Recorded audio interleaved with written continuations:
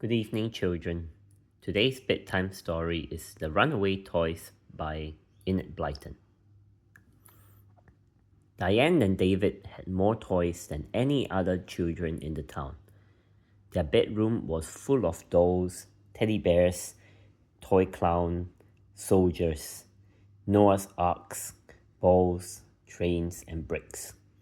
You would think they were happy, contented children with such a lot of lovely playthings, but they weren't.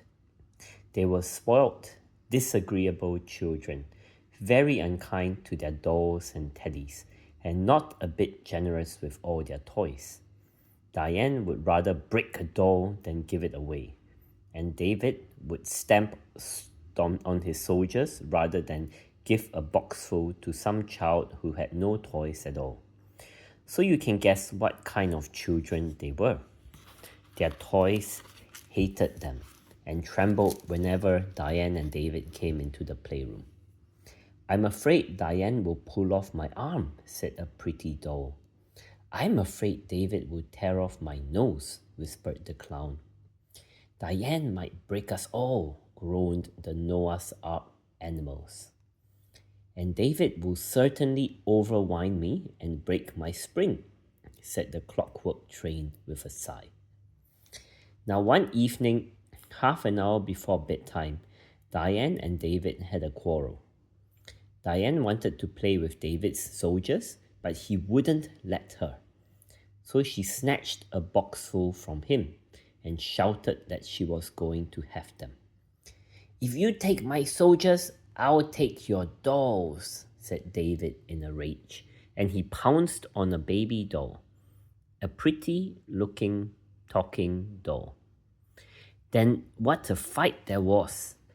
Diane smacked David, and David pinched Diane and pulled her hair. The soldiers were trodden on and broken.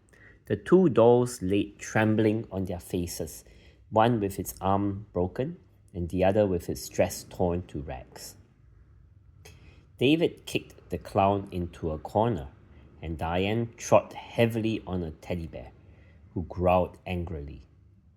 Soon their mother came running into the room, wondering what the noise was. "You naughty children," she cried. "You shall both go to bed at once. Just look at your poor toys." The children had to go to bed there and then, and the toys were left scattered all over the floor. There they lay until the clock struck 12.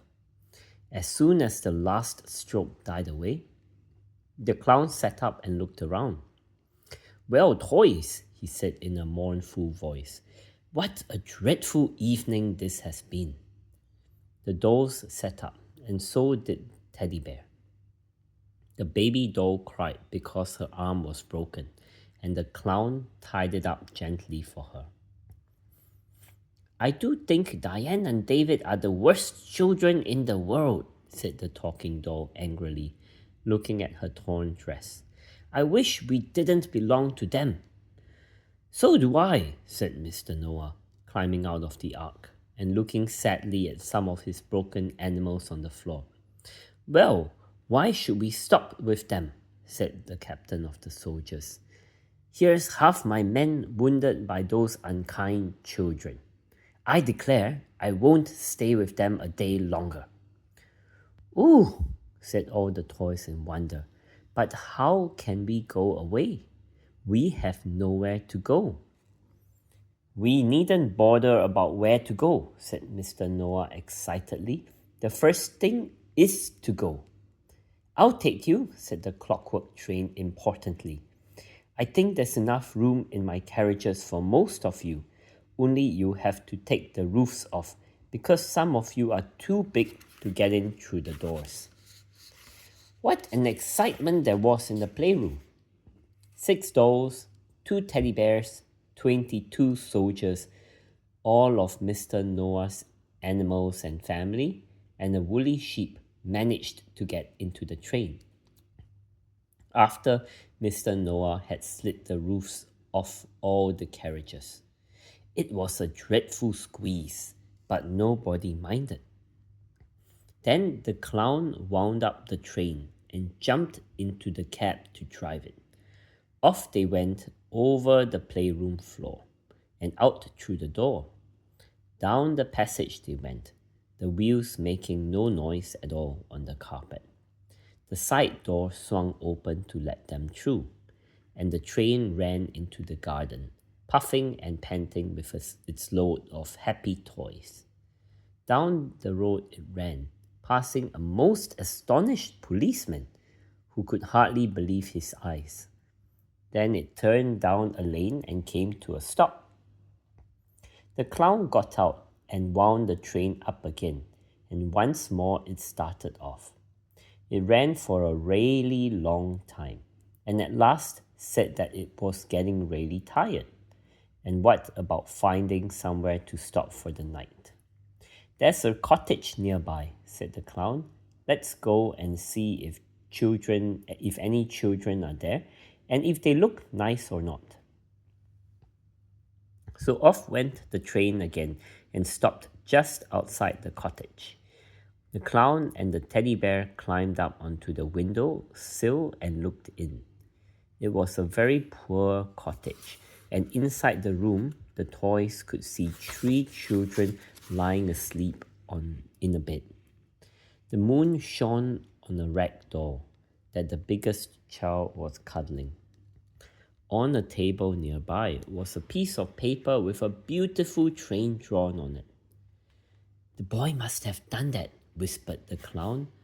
He must be very fond of trains.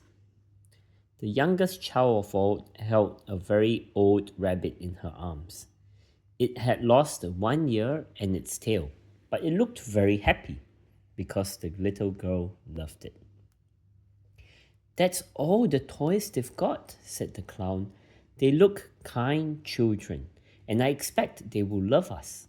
Shall we climb in at the window and put ourselves on the bed, ready for them to see when they wake up? Everybody agreed, and one by one the toys climbed in through the window. It was a difficult job hauling the train up with all the carriages, but it was done at last, and soon the moon shone down on a bed full of toys waiting quietly for daytime. When the sun shone in through the window, the 3 children woke up. The boy sat up and yawned. Then he suddenly saw all the dolls, teddy bears, the clown, soldiers, and everything, and he blinked in amazement, thinking he was still asleep. "Oh, look!" he cried to his sisters. "See what's on our bed."